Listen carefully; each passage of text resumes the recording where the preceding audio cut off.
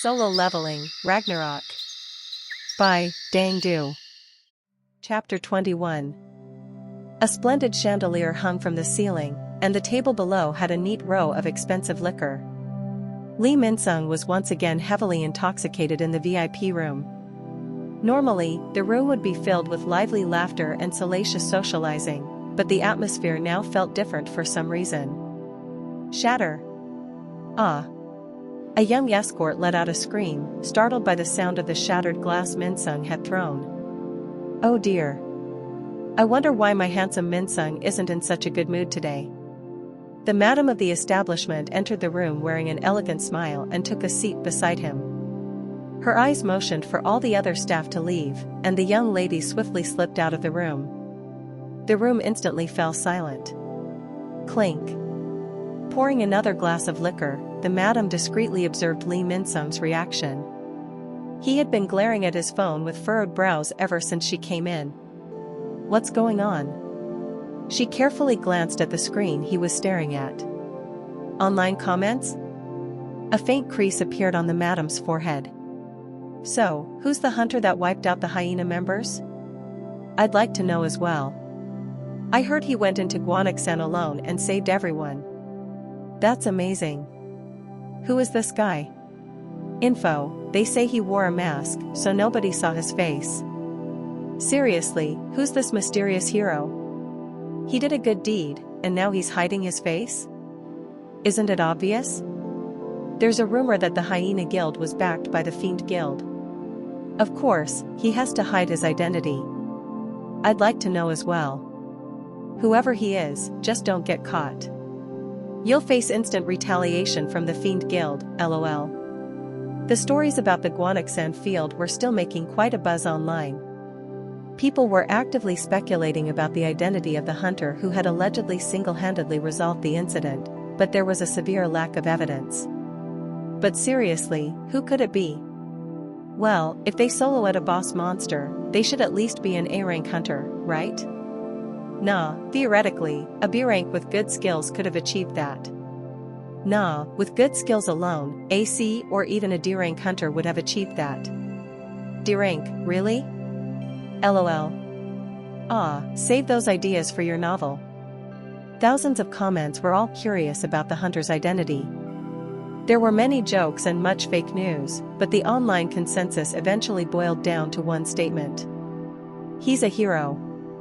As the heinous actions of the Hyena Guild over the years continued to be exposed one by one, people began to regard them as demons. On the other hand, public approval for the hunter who had single-handedly annihilated them was skyrocketing nationwide. What? They still haven't found out who it is?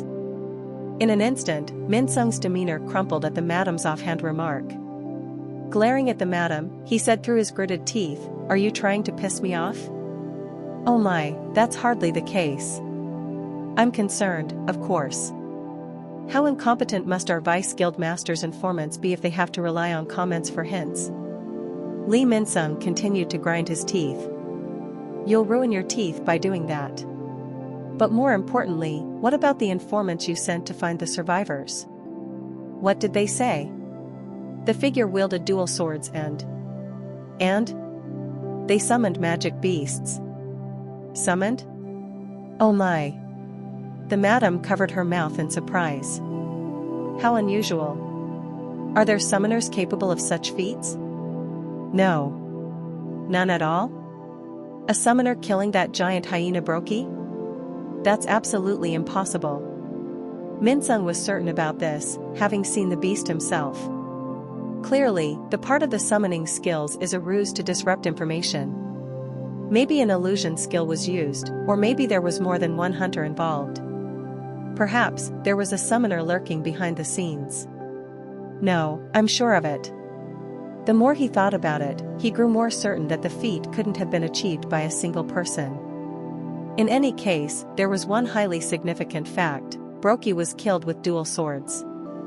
Well, anyone could theoretically wield two swords. Exactly. That's why there's no concrete information. How terribly boring. Irritated, the madam picked up the glass of liquor from the table and downed it in one go. He caused such a big fuss just because he was simply annoyed. How childish. But she understood why. Having been born with a silver spoon, Min-sung had always lived a life of constant victories. In his younger days, he became a Hallyu star.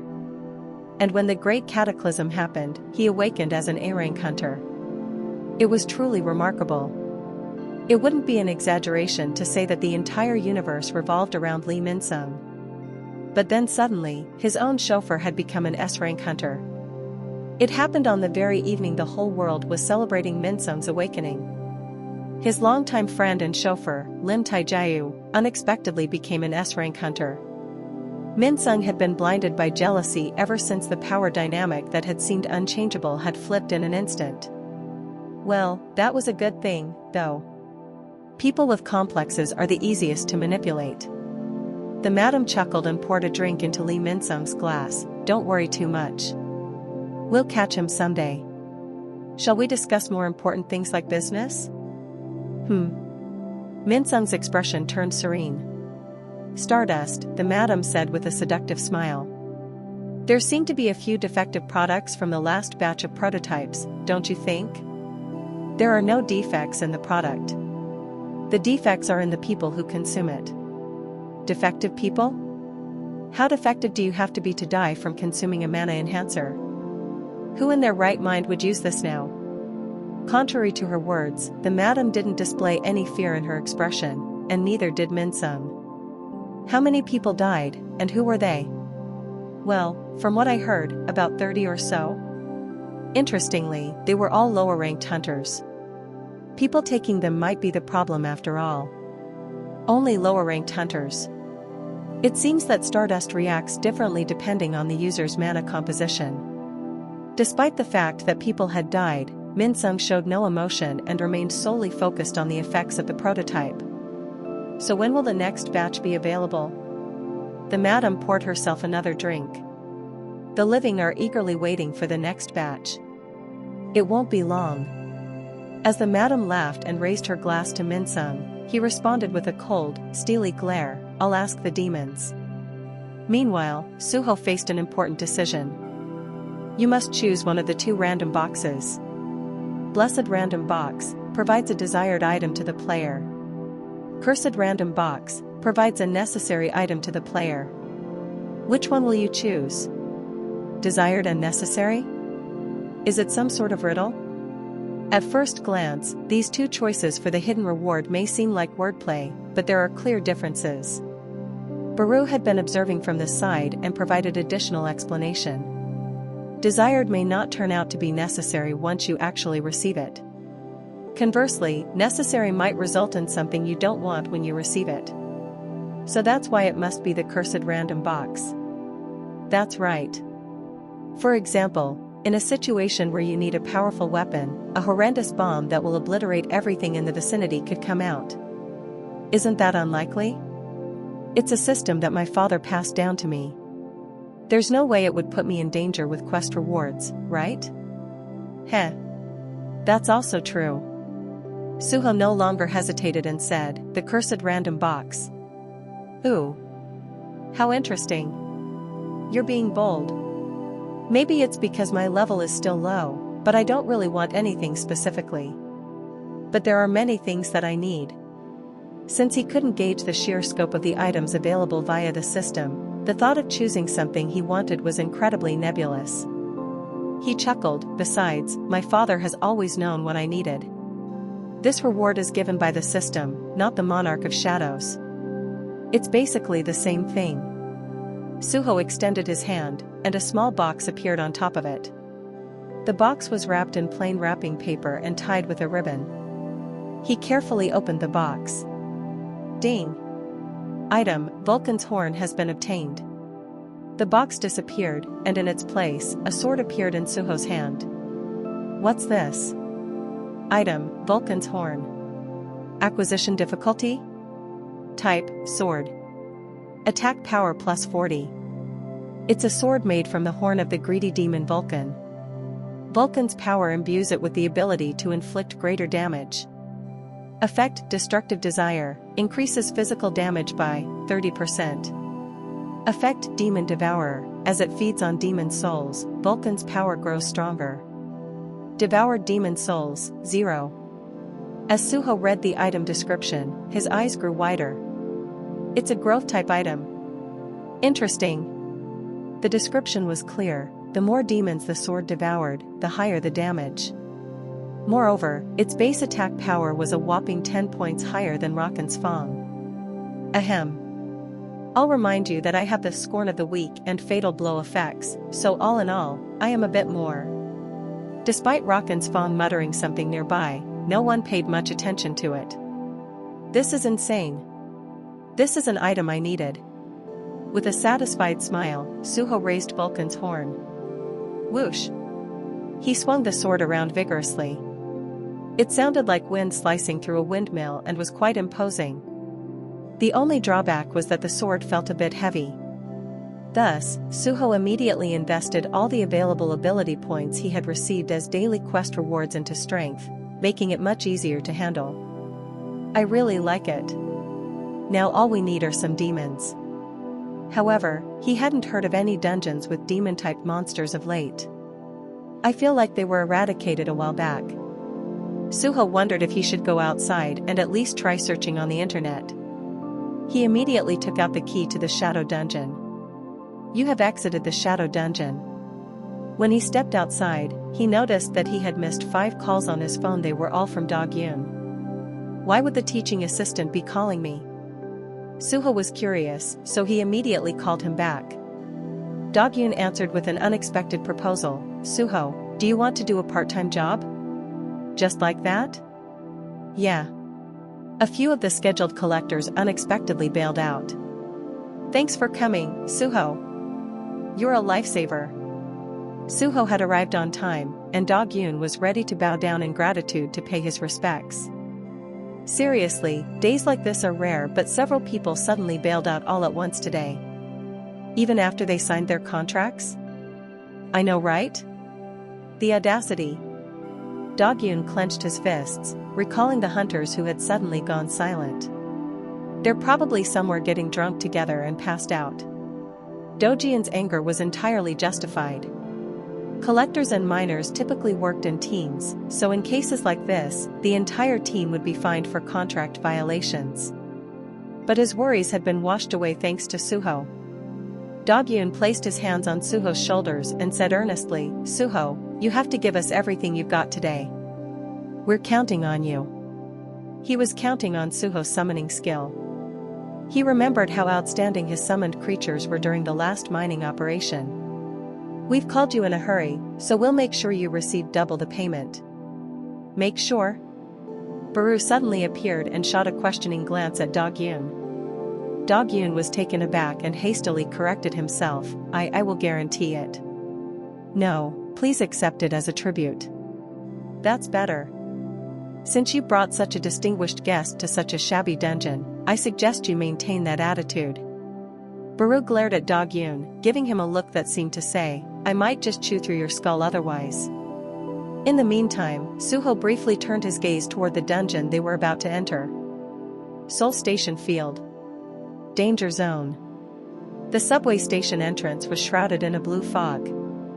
The Seoul Station Field had been abandoned for a year due to its deep underground location and complex structure. Looking at the place, Suho began to consider a few things. The cursed random box had promised a necessary item, and Vulcan's horn had come out of it. He wondered if had received the demon-consuming sword because he needed 2 exceptional swords, or perhaps because he'd be facing demons soon. So what are we catching here today? Suho asked with a sly grin. Chapter 22. Suho, you still don't have personal protective gear, right? Put this on. In front of Seoul Station, Dog-Yoon handed Suho a weighty suit. He examined it and saw that it was a coverall. Now, put on these gloves and work boots too. Thank you. Don't mention it. You didn't have any time to prepare since I called you out of the blue. But now you know. Protective gear is essential for collectors. The teaching assistant followed his advice with yet another one. Collectors have a much riskier job compared to miners. Save for special exceptions like the Hanguk University dungeon, miners had a relatively safe profession. They usually mined away from danger at the back of a dungeon once all the hunting was over. But collectors are different. Collectors were positioned between the assault team and the mining team. They had to follow behind the assault team closely to collect the corpses of magic beasts they'd hunted. As a result, collectors were vulnerable to magic beasts that the assault team had failed to kill. Of course, it's typically just one or two magic beasts. As long as you're careful when they suddenly appear, the assault team will quickly come to your rescue. So, the protective gear was designed for such cases, Suho guessed. Exactly. Though it's even more useful for collecting magic beasts' remains. Most creatures have sharp thorns or scales, and ordinary clothes get shredded during the work. Hey, Dog-Yun. Oh, there's no need to be grateful. It's nothing compared to what you've done. It's not that. This smells a bit moldy. Well, that's what living alone can do. A few moments later, the assault team hunters arrived at the scene. Suho quietly observed their arrival. There were a total of 10 team members. 4 D-rank mages, 5 D-rank fighters, and 1 C-rank healer. It seemed like that C-rank male healer was the captain of the assault team. The captain walked confidently in Suho's direction and then suddenly fixed his gaze on Dog-Yun. What's going on? Why is there barely anyone in the collection team? Dog-Yun lowered his head with an embarrassed expression. I apologize. The usual collector team members suddenly couldn't make it. But we do have this guy today. What? Is that supposed to be an excuse? We have a contract, so cut the nonsense. Do you know how much damage is done when schedules are disrupted? No. There won't be any disruptions to the schedule. This guy is a summoner, so work should go smoothly. What? Are you kidding me? A summoner? The assault team captain became increasingly agitated as Dog-Yun continued his explanation. The captain intensely stared at Suho, scanning him up and down, but the young monarch simply stood there, seemingly unfazed. The teaching assistant quickly stepped forward and raised his voice assertively. Oh, Captain. You really don't need to worry. His summoned creatures will fill in for the missing team members. We brought him especially because he's great for the job. The captain let out a deep sigh. Is that all you have to say? You're telling me that you didn't recruit more members because you trust this guy? You've already taken full payment for your team. As his voice grew louder, other members of the assault team also gathered around. Captain, what's going on? What's happening here? Why is the collection team short on numbers? This is going to hold us back for sure. The collection team, surrounded by their colleagues' cold stares, began to feel increasingly uneasy. In truth, the anger of the assault team was justified. A shortage of collectors would inevitably slow down the pace of their operations. As a result, the assault team hunting in front of them would have to slow down accordingly. The very purpose of hunting was to earn money by selling the carcasses of magic beasts. Abandoning the collection team and hunting by themselves would be meaningless. Moreover, Soul Station Field had no magic stones, so they had to make money solely from magic beast carcasses. Captain, forget about it. It's not the first time we've been held back by irresponsible, small-time laborers. We don't have time to change our schedule now. We'll have to go with what we have. That's right, Captain. Let's get to work quickly instead of wasting our time. After being dissuaded by his crew, the assault team captain directed his frustration at Dog-Yun with a final word. Don't you dare slow us down today. If you do, I will officially report this to the association. I'll make sure you guys never get to work again. Yes, of course. We'll work hard. Please have faith in us. All 10 members of the assault team proceeded to take turns also expressing their thoughts. Dog-Yun was in the thick of it all with a visibly shaken expression on his lowered face. His team was clearly in the wrong, so everything he said only sounded like excuses. But he couldn't help to feel that he was being unfairly treated. I'm not even the team leader of the collection team. The actual leader of the collection team was one of the members who went AWOL. As the unofficial deputy team leader, Do-gyun had inevitably become the scapegoat and bore the brunt of it. Nonetheless, his skill of sweet-talking professors had managed to cool the captain down slightly. TSK. That's why you're low-level hunters. The assault team captain clicked his tongue and turned away, not knowing they were due for another surprise. Arise. What is that? A sudden eerie laughter echoed through the air, startling the hunters who looked around in confusion. They were shocked to see what appeared to be shadows soar from the ground. Malicious goblins, shrouded in black steam coming from their bodies, cackled menacingly as they glared at the hunters. The hunters noticed that their size was much larger than ordinary goblins. G-goblin captains? A chief, even. Why are there magic beasts outside the field? The assault team members hastily drew their weapons. Goodness! How did they approach so stealthily? They don't seem like ordinary beasts. Everyone, assume combat positions. Cover the captain. The first rule of any assault team was to protect the healer. They quickly moved into their battle formation and were ready to engage. Huh? But the goblins had no desire to fight. What is going on? The shadow goblins were tilting their heads, wondering why everyone was so angry. The assault team members stood there with their weapons at the ready, unsure of whether to attack or not. Do-gyun cleared his throat and intervened. Ahem. Excuse me, Captain. These are the creatures I mentioned earlier. The summoned ones. Oh. After a momentary pause, the assault team finally grasped the situation. They looked around and saw that the collectors were staring blankly at the creatures as if they already knew about them. In the end, only they had been surprised and made a fuss. Yes. That seems to be the case. There are quite a few of them. 7 of them, it looks like. Yes. That's more than double the number of missing collectors. The assault team hunters suddenly looked embarrassed and avoided eye contact. In reaction to their response, Do-gyun subtly gave a thumbs-up gesture to Suho, who responded with a faint smile. The 7 shadow goblins had been pre-extracted during his daily quest, so there was no need to go through the trouble of collecting their corpses again. Okay, let's go in. As Suho moved forward, the shadow goblins followed closely behind. He walked past the assault team as they stood idly by and muttered, "Make sure you guys don't fall behind." After much commotion, both teams entered Seoul Station Field. Erosion had already taken place inside the station, and it was shrouded in darkness due to the lack of electricity. Vines and moss of unknown origin covered the walls and floor. Watch your step. It's slippery. The captain gestured to his comrade behind him.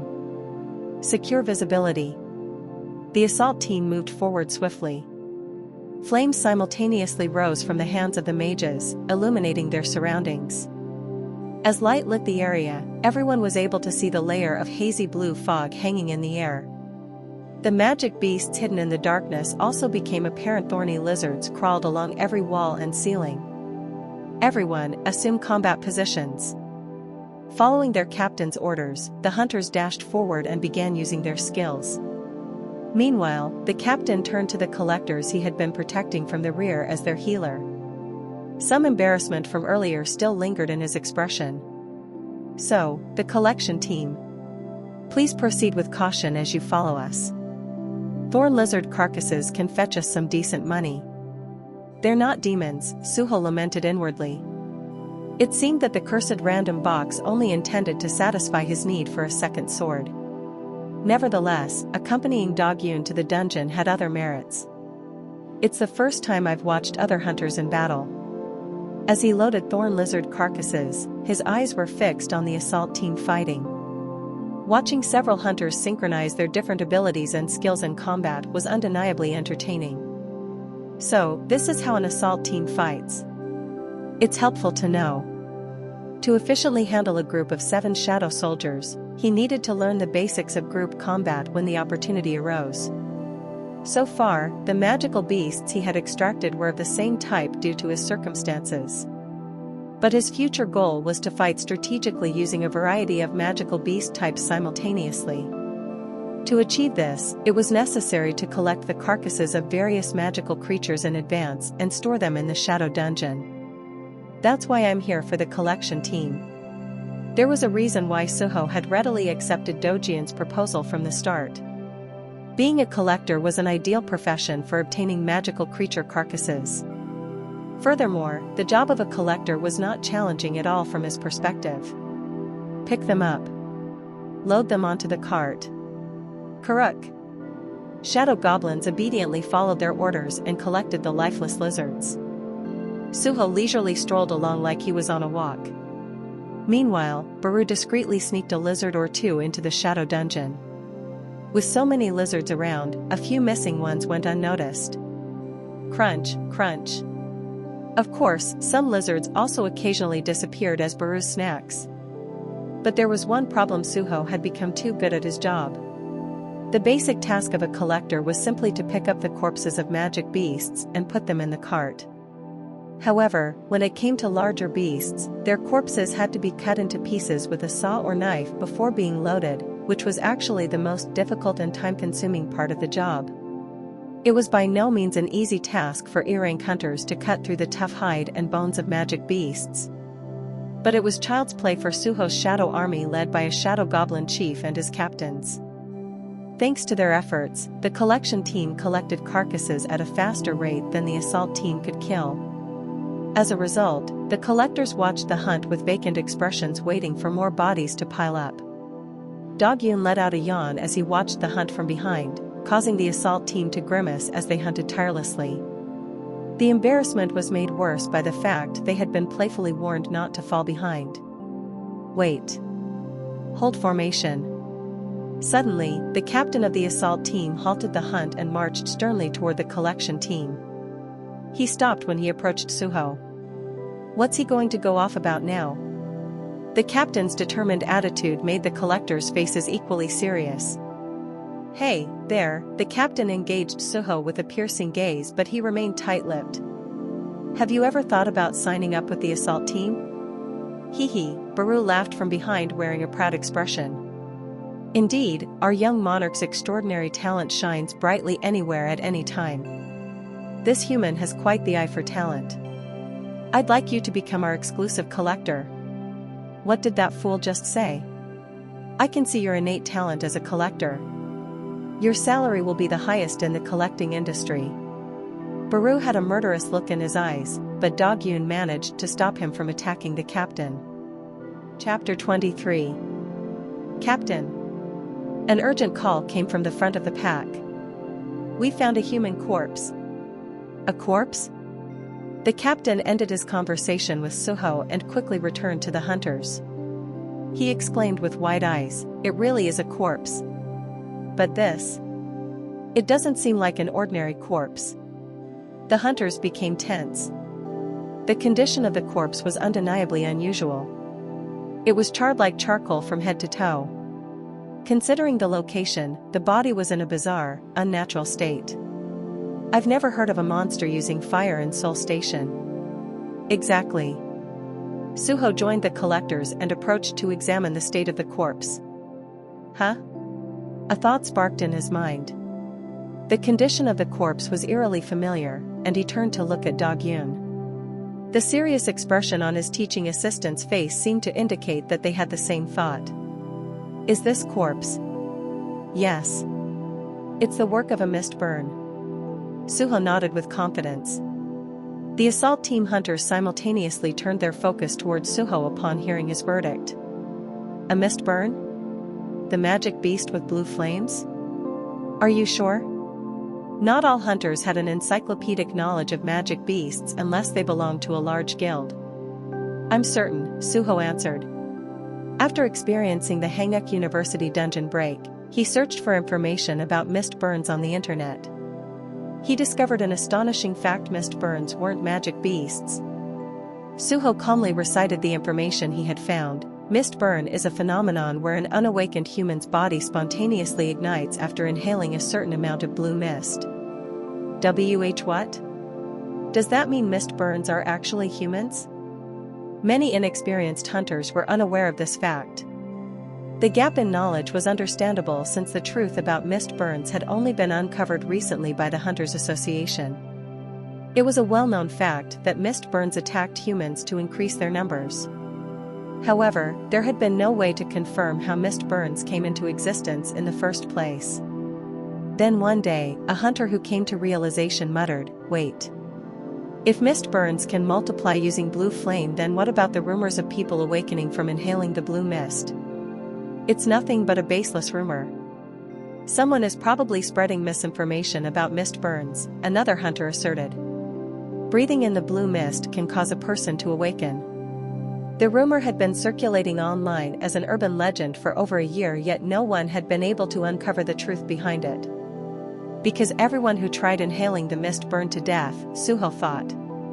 But that's not what's important right now. "So, how on earth did this corpse end up here?" a hunter asked. The question had been on everyone's minds. Their current location was the fourth-floor basement of Seoul Station.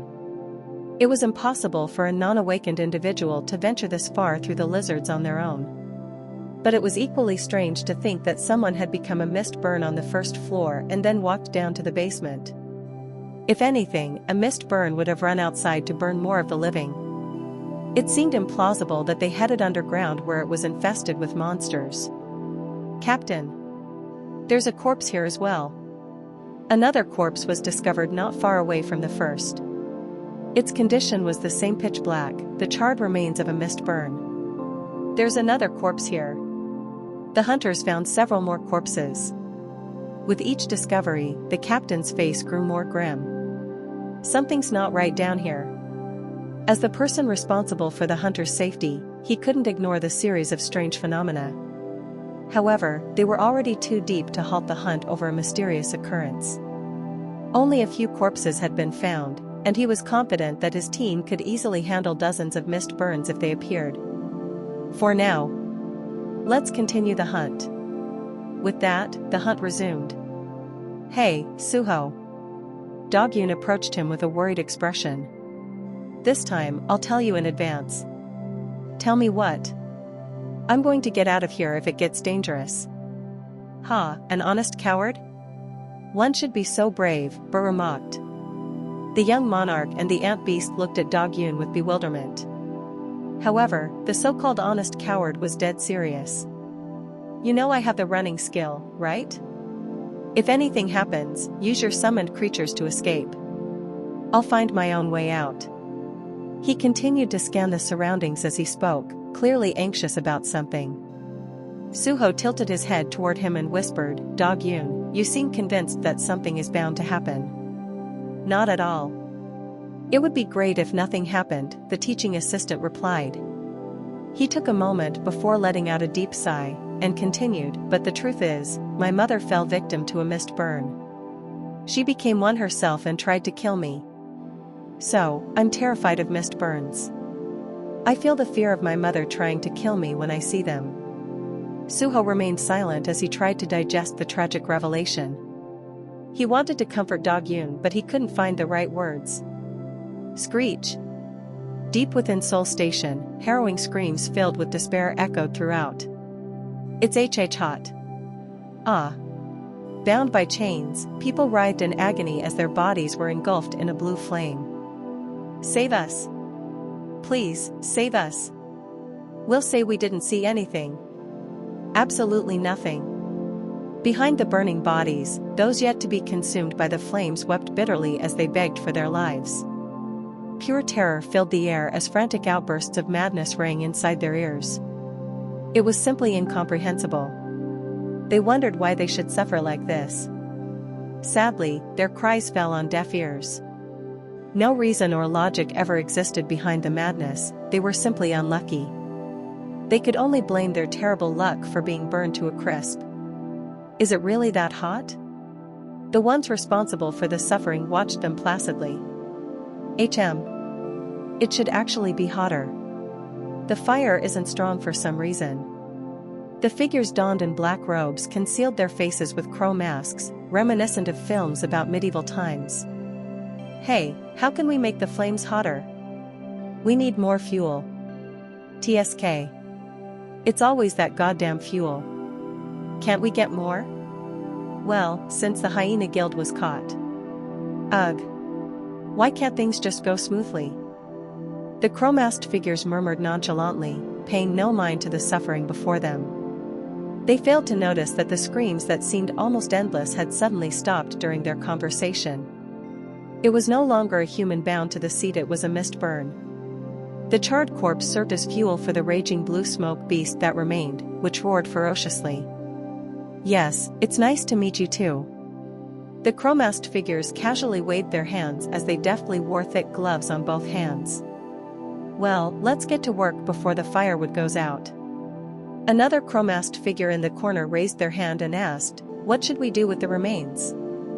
The ashen bodies of depleted mist-burned bodies were piled up next to them. Ah, those. You can go, we'll continue with this operation here. Just make sure to toss them away somewhere far. Yes, understood. Make sure you don't dump them near here. Of course. Don't worry. The robed figure tasked with the body dumping loaded the remains of the mist burns onto a cart one by one. The figure pulled the cart and headed outside, complaining. Ugh. This sucks. Where am I going to toss them this time? I just want to dump them all near the factory and be done with it. The crow-masked figure who ordered the task caught the cart puller muttering. That's going to reveal our location. Just dump them as far away as possible and get back. Okay, I got it. The crow-masked cart puller shrugged their shoulders and disappeared into the darkness, dragging the creaking cart. The two remaining crow-masked figures expressed their displeasure as they watched the cart disappear. Geez, he never stops complaining. He talks like that, but he does a good job. Speaking of, we should get to ours. Right. Okay, we're now commencing Operation Stardust, number 13. The eyes behind their crows became incredibly focused, while the people bound in chains had desperation in theirs. Please, save us. Anyone, please, help us. They begged and pleaded to no avail. Huh? Baru's antenna twitched. He turned his head and peered intensely into the dark subway tunnel. Young monarch. I felt it too. Suho was also looking in the direction with a narrow gaze. Can I feel it because my sense stat has improved? Information. Sense, a stat that heightens the 5 senses. It increases crisis detection ability. In the darkness, the subway tracks stretched on endlessly. Suho could feel a sinister energy brewing somewhere deep down the tunnel. It's giving me goosebumps. He could tell without looking that an undoubtedly powerful presence lurked at the end of it. His first instinct told him that it was the presence of a boss monster. However, the Soul Station field had been open for more than a year, meaning that moneymakers like boss monsters and rare magic beasts had already been swept clean by other hunters. As a result, the only magic beasts left were numerous highly reproductive lizards. If it's not a boss, then what could this energy be? Suho observed the assault team hunters hunting the lizards. Am I the only one that has noticed this obvious malevolence? He sensed that the evil lurking in the darkness was staring toward their direction. It felt like an eagle watching its prey from high above. The predator's target was none other than the assault team hunters causing a ruckus in the area. Looks like the fuel has come to me, a voice murmured in the darkness. Suho and Baru's eyes snapped open and they exclaimed simultaneously, having both heard the voice. Run! It's an enemy! Just then, an explosion erupted, and a cloaked figure in a black robe appeared at the source. It appeared to be a man in a crow mask at first, but at second glance, he didn't appear to be human at all as his unnaturally swollen, monstrous limbs protruded out of his black robe. It's a humanoid magic beast. Following their captain's alarm, the hunters quickly readied their positions. Oh, you evaded this? The crow-masked monster slowly rose, pulling out his fist that was lodged into the tunnel floor. Impressive. Fragments of cement crumbled from his ungodly hands. Then in an instant, the figure suddenly vanished from everyone's sight. The startled hunters darted around to find him, but they were too late. Let's start with the troublesome healer. The robed beast had already appeared behind them, and his massive fist aimed for the vulnerable back of the assault team captain. The captain widened his eyes in alarm, having realized he was a step too late. But the chromast beast was in for a surprise of his own. A figure had leaped out in front of him and blocked the attack. Black blood spurted like a fountain as Suho stared at him from beneath the shower of blood holding Vulcan's horn. "Well, will you look at that?" The corners of the chromast figure's mouth twisted sinisterly. Chapter 24. In the blink of an eye, Suho had drawn 2 swords from his inventory and blocked the chromast monster's attack. For a split second, their eyes met in midair. He has incredible strength. Is he human? Suho's current strength was 39. Having distributed his ability points primarily to the strength stat, he was exceptionally confident of his physical power compared to his other abilities. However, the colossal strength of the chromast beast's arm was equally formidable. As if by some unspoken agreement, both of them retreated simultaneously. Then, they sprang back at each other at an even faster pace. Suho's twin swords swung with tremendous force. The chromast figure's massive arm countered his attacks, wrecking the walls and floor in the process. Everything had taken place in just 2 seconds. Thanks to Suho, the assault team captain had narrowly escaped the danger, and immediately stepped back. What just happened? How did that summoner? Though momentarily distracted by Suho's incredible combat prowess, he didn't forget his own role.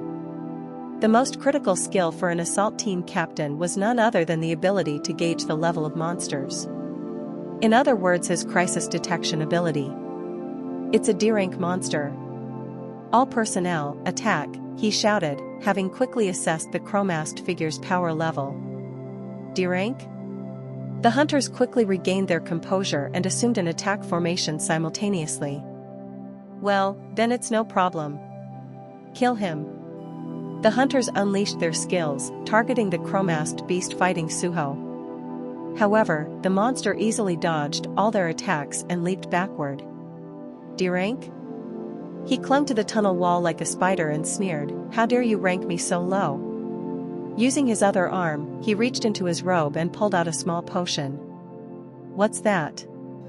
The first to recognize the potion was Dog-Yun. It was a radiant blue liquid that sparkled like starlight. "It's stardust. Don't let him consume it." His urgent cry alerted the hunters. "Stardust? Is it that mana enhancer?" A rumor had been quietly circulating for some time among hunters. There's a mana enhancer known as stardust. According to the rumors, stardust was a drug that increased the user's mana power for about a week when ingested. Apparently, there were no known side effects. Naturally, the drug was quite expensive, but the price was never an issue. With the amplified mana power from stardust, hunters could enter higher-level dungeons and make more money than it cost to buy the drug. As a result, supply was always limited, making stardust the most sought-after drug in the market. Correct. With a sly chuckle, the chromast figure lifted his mask and held the potion bottle to his mouth. "Stop him." By the time the hunters rushed desperately toward him, it was already too late. After swallowing stardust, his body began to swell rapidly as if to match his already enlarged arm. He roared savagely and jumped off the wall, bouncing away. Then, his hammer-like arms instantly swept the hunters away like bowling pins. Unbelievable. The assault team captain's eyes shook uncontrollably at the sight. His assessment of the creature had been a mistake. He's become a C-rank beast. It was completely unexpected. He never could have imagined the effects of stardust to be so great. "Everyone, run. We can't handle this guy alone." "Hey now. We won't know until we try," Suho encouraged. Baru was beside the assault team captain and chuckled. "Our young monarch has now kicked into gear." The target of the ant's words was clear as Suho and his shadow soldiers were already hunting after him. "Shadow goblins, use your skills." The 7 shadow soldiers led by Suho consisted of 5 goblin captains and 2 chiefs. Since they were once leaders of regular goblins, they each possessed unique skills. Shadow Goblin used skill, Ice Arrow. A sharp shard of ice flew toward the chromast figure and froze his leg. The creature's momentum generated from his imposing power and size had momentarily stalled. Then, a crimson energy surged down on his body. Shadow Goblin used skill, Curse of Blood. The target will receive 15% more physical damage for 1 minute. The beast's eyes twitched as the curse reduced his mobility and amplified the damage he received. The shadow goblins charged all at once and savagely hacked the chromast beast with their butcher knives and saws. "You're resorting to such petty tricks." The robed beast kicked his leg free from the ice with great disdain and began to mercilessly tear into the shadow goblin. However, the torn bodies of the goblins somehow stuck back together as they cackled mockingly with sinister grins. They then swiftly latched onto the massive creature's torso and relentlessly stabbed him with their daggers. What is going on? For the first time during battle, the beast looked completely bewildered. The 7 goblins carried weapons that were nothing more than mere kitchen knives and saws designed to carve up monster remains. Fortunately for the beast, they couldn't inflict any meaningful damage despite the 15% damage amplification curse. But the combination of the curse, relentless regeneration, and their savage madness was something he couldn't simply ignore. "You pests!"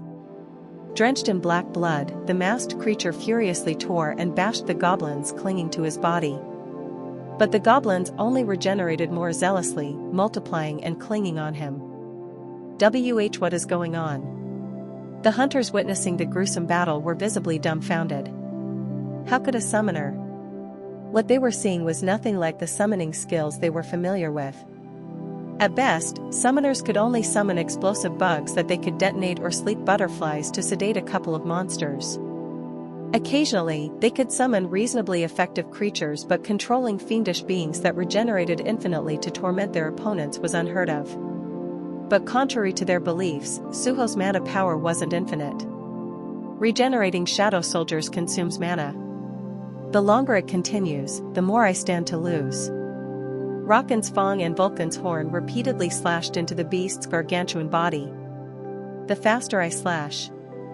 Effect Fatal Strike, 15% chance to deal over double damage. Rakan's Fang's effect was on full display. No. This can't be. The chromast figure glared at Suho, seething with anger. He saw the human as the instigator of this catastrophe. Then suddenly, he brushed aside the goblin's attacks and clenched one of Suho's swords with a firm grip. "Ha! I finally caught you, you little rat." Blood oozed from his hand from holding the blade, but it didn't seem to bother him much. With a wicked smile on his lips, he struck Suho's side with his other fist. The resounding impact echoed like a drum. Skill, Pain Tolerance reduces the damage taken. But it was inconsequential as Suho gave him a provocative stare. Try harder. Skill, Pain Tolerance Level 2. Passive skill. No mana required. You have acquired unwavering endurance. Physical defense is increased by 40%. You bastard. He lifted Suho's body with the sword he held and slammed him onto the ground. Ugh. The impact made Suho vomit blood and let go of the sword. Oh no. Baru cried. Suho. His ears rang. It sounded like Dojian's voice was coming from a distant place. TCH. How dare a weak summoner try to provoke me, the chromast beast's mocking voice echoed. This sword is now mine for the taking. He seemed quite pleased with the blood-soaked sword he had taken from Suho. But he wasn't the only happy party, the sword was thrilled to be so close with its enemy. And who are you? Huh? Suho smirked despite collapsing to the ground. Who dares to covet the monarch of Fang's sword? The veins on the chromast figure's arm holding Rakan's Fang swelled like it was about to burst. What's going on? He panicked and tried to throw the sword away, but the corruption had already begun. Rakan's Fang adhered firmly to his hand like glue and began consuming his body. Do you think a weakling like you can possess me? Surrender your soul and flesh and die. What the hell is this sword? The beast exerted his strength to resist the corruption, and a latent power deep within him pushed back against the aura of Rakan's Fang. What's this? It seems like there is already someone here. Rockin's Fong seemed amused as it burst into laughter. Your body has already been taken by a demon. The chromast beast held in pain as it managed to shake Rockin's Fong free from his hand. But as the sword dropped, Suho swooped in and pierced his heart with Vulcan's horn. The beast was stupefied as it gasped for breath. Checkmate. Vulcan's horn continued to slice through, splitting the monster's body in two. Black blood splattered like rain as the beast fell to the ground while his mask tore off his face. Behind it was a grotesque, distorted face. Cough. He expelled his final breath with a sinister grin. I'm only one of many. Don't be too pleased with yourself. What? Sooner or later, all of you are destined to die. His last words were like a curse. Just like the perished Ragnarok clan. The remaining flicker of light left his eyes. Vulcan's horn devoured the demon's soul. Vulcan's horn immediately absorbed the malevolent energy from the fallen humanoid beast's body. Devoured demon souls. 1. Effect: destructive desire, increases physical damage by 30%. A demon? Suho's eyes sparkled. Just as he had suspected, the cursed random box had given him Vulcan's horn for a reason. Level up. Flash. At that moment, a temperate blue light enveloped Suho's entire body and completely healed all of his injuries. Suho pondered the meaning behind the beast's last words. Who are the Ragnarok clan? What was he talking about? The Ragnarok clan has fallen? Baru flew next to Suho and tilted his head before smirking slyly. Do you know what he was talking about? I do. The Ragnarok clan is a demon noble family. They were the weakest among the 20 demon noble families. However, Baru shot a narrow glance at the corpse of the demon-possessed creature. The Monarch of Shadows eradicated the top 19 demon noble families long ago, which made the Ragnarok clan the strongest by default. Chapter 25. Baru recalled an old memory, in fact, two old memories. The demon race had faced complete annihilation at the hands of the Monarch of Shadows, twice. The first time was within the Demon Castle dungeon. Then, once again after everything was reset. In the war between Sung Jinwoo and the Monarchs, demons were merely experience points for him to gain. The Monarch of Shadows had perished countless demons until only one demon noble family remained, the 20th ranked Ragnarok clan. They were the only demon noble house that supported Sung Jinwoo. But the family has met its demise? It seems like there have been many significant developments in the demon realm. Baru narrowed his eyes and gazed at the lifeless body of the deceased lesser demon. To understand the full story, devouring its body was without a doubt the most effective method. Devouring a creature allowed Baru to read the memories of the consumed entity. Young monarch, may I consume this demon? Suho's gaze shifted to the demon's corpse when a message appeared. It's impossible to extract the target's shadow due to tainted mana. He raised an eyebrow at the message and asked, so, you can't extract demons as shadow soldiers? That's correct, Baru answered. It seemed that the tainted demonic soul couldn't be extracted because shadow extraction drew out the essence of the target's soul. Suho nodded. Then eat it. How delectable. Once permission was granted, Baru's lips split wide open as he began to devour the corpse. Ideally, he would have wanted to gulp it all down in one bite. Chomp, chomp. However, it took a bit longer due to his small mouth. Hee hee hee. Suho ignored the dreadful scene, wishing it would have been censored, and shifted his attention to the people gazing at him. For a while now, both collectors and combat hunters were staring at him with expressions of shock. That. How did you? It was a perplexing situation for everyone. No one knew what to say. However, Dog Yoon, who had seen Suho perform a similar feat before, stepped forward. Suho, are you okay? His injuries had healed upon leveling up, but the bloodstains on his body had not disappeared. Based solely on his outward appearance, he was drenched in blood and looked as though he was on the verge of collapsing. Ah, yes. Suho casually wiped the blood on his face with the back of his hand, unfazed by Dojin's concerns. Excuse me. The combat captain approached him hesitantly. Perhaps it might be a good idea to go back to the association for another evaluation. The young collector had single-handedly hunted a C-rank demon. Regardless of his summoning skill, the captain was adamant that he wasn't an E-rank hunter. It was obvious to him that a significant misunderstanding had been made. That's not the important thing right now. Dogyun picked up the empty potion bottle the demon had discarded earlier and examined it closely. The effects of stardust aren't usually this remarkable. What on earth is this? Oh, you know about stardust? The expression on the combat leader's face turned serious. He had also found it strange. Dogyun nodded his head. Well, many lower-ranked hunters use it. The same collectors that cancelled on us today managed to get some stardust a few days ago and were overjoyed. Stardust was primarily favored by lower-ranked hunters rather than higher-ranked ones. Why? Because the mana enhancer had its limits when it came to amplifying abilities.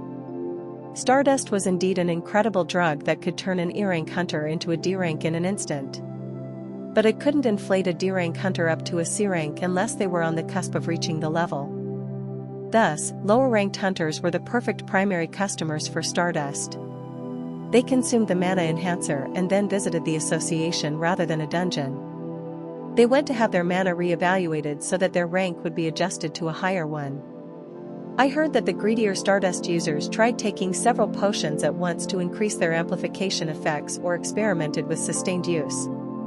Either way, it seems like they failed and ended up wasting a lot of money, Dogyun concluded. He had also heard rumors of a research team conducting long-term research to enhance the drug's amplification effect. Strangely, the product was everywhere, yet the identity of its creator was still unknown. Then why was that beast so powerful just now? The captain asked. Belch. Baru let out a satisfying belch and rose from the side. He then muttered as if his memories were forming a full picture like puzzle pieces. Well, it's obvious. Stardust is a drug created by demons, so it's more effective for them. What? Demons created stardust? The hunters were astonished by this shocking truth. Is that really true? Suho asked. Yes, it is.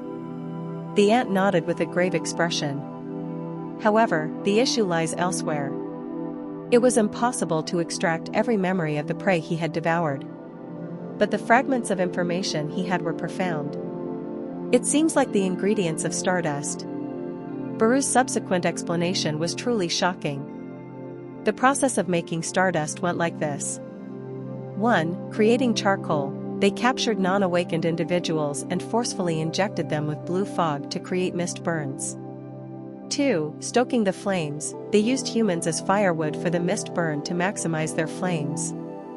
3. Roasting. They roasted mana stones soaked with demon blood on the blazing flames. The charcoal nuggets created by the process were then ground into stardust. So, that solution is diluted with water and put into these potion bottles for distribution? Correct. As the hunters listened to Baru's explanation, their bodies trembled. This is unbelievable. Stardust was made by burning humans alive? Then why was this demon here? The answer to the question was closer than they thought. Baru turned his gaze to the tunnel the demon had first appeared from. If you follow that path, you'll find the demon's factory. Civilians that were captured as sacrifices are there as well. At that moment, a timely message appeared. Ding! Quest: rescue the survivors. There are people nearby waiting for you to rescue them. Please rescue as many of them as possible. The rewards will vary based on the number of rescued individuals. Current survivors, 7. Rescued, 0. There are still 7 people alive? There's no reason to delay any further. His eyes sparkled. I'm going to save them, Suho declared as he took a step toward the tunnel. Wait, Suho. Dogyun urgently grabbed the young hero's shoulder from behind.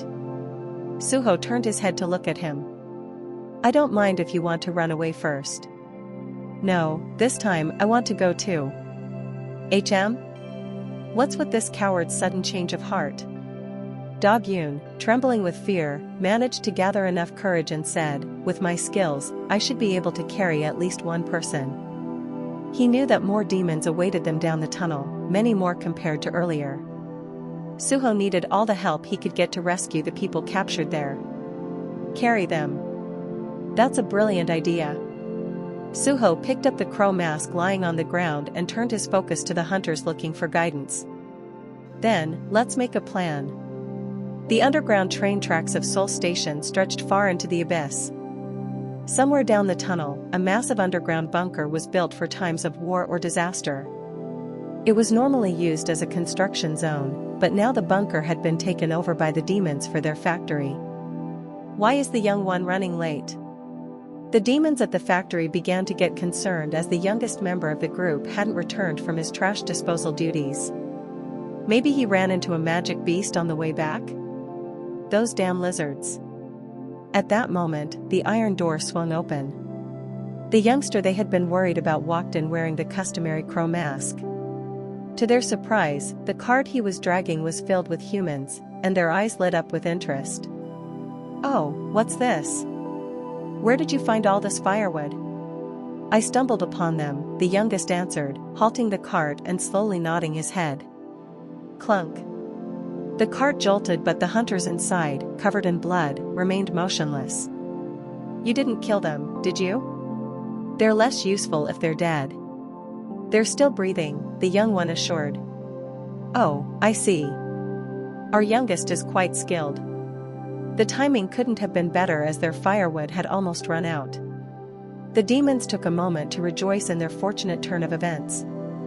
The so-called youngest watched their conversation from a distance in front of the cart. His identity was obvious to everyone but the demons. It was Suho. The crow mask he had taken from the demon he killed allowed him to stealthily enter their factory. The bodies sprawled lifelessly in the cart, layered in a pool of fake blood, were the members of the assault team. They had attempted such a daring infiltration due to Baru's ability to gather information about the factory's approximate situation from the youngest demon's memories. These demons use crow masks to distinguish each other's identities. They don't pay attention to details like appearance or voices. The reason was that the demons in the factory were not inhabiting their actual bodies. After having roamed through the dimensional rift, they possessed humans and took over their physical forms. Baru had mentioned that even the monarchs once infiltrated Earth by possessing human bodies. Entering directly with their immensely powerful true forms would require creating an enormous hole on Earth, which was a much more complicated process. The demons seemed to despise their frail human vessels. They found revealing themselves, even to each other, to be utterly embarrassing. Thus, they covered themselves in black robes and wore masks to conceal their shame. Fortunately for them, demons didn't rely on visual or auditory cues when recognizing each other. They used their magical aura instead. "HM? Youngest, you." One of the demons sensed Suho's aura and tilted its head in confusion. Suho gulped, his mouth dry. "Yes? What's that sword? It looks quite good." Vulcan's horn had devoured the youngest demon's soul and was attached to Suho's back. The demons instinctively sensed the sword's extraordinary quality and approached him. "That sword. Okay, let's stop the chit-chat." Suddenly, the crow-masked demon who radiated the most potent aura clapped once, capturing everyone's attention. "Everyone, get ready. The gate is slowly opening." "What?" Suho's eyes widened as he looked toward the direction the demon had faced. Even the hunters who had been pretending to be dead in the cart couldn't help but gaze. Crackle. A pulsating red energy was forcibly tearing apart the wall. "This is insane," Baru thought. This information was absent from the youngest demon's memories. It was unclear whether his memories had been intentionally erased, or if his lowly status had denied him the knowledge about the gate. Good heavens. Regardless, all of them simultaneously realized what the demons in this factory had been doing this whole time. They were working on the final ingredient for Stardust. A mana stone infused with demon blood. The demons here were currently inhabiting human bodies, so they were summoning a demon to be used for blood extraction within the factory. Crackle. The sinister red gate was a dimensional hole connecting the demon realm and Earth, and it was about to be opened. These lunatics. Everyone, prepare for battle. We don't know who or what is coming through, but we have to eliminate them swiftly. As crimson light surged from the gate, the demons assumed a combat stance. Finally, an unidentified demon who had wandered the demon realm had been summoned before them. She had flowing lavender hair and slender arms and legs. A woman? The red gate closed behind her. The female demon's condition looked dire. She was covered in blood and appeared to have suffered multiple injuries from elsewhere, but her eyes sparkled brightly. Who summoned me here? The lavender-haired demon surveyed her enemies with a haughty gaze. Seeing their distinct hostility, she lifted the corners of her lips. Huh. Are you also after my life? The lavender-haired demon revealed her spear and aimed it toward the other demons. Very well, have at it then. I am Assel, the eldest daughter of the Ragnarok clan, and I'll fight to the bitter end.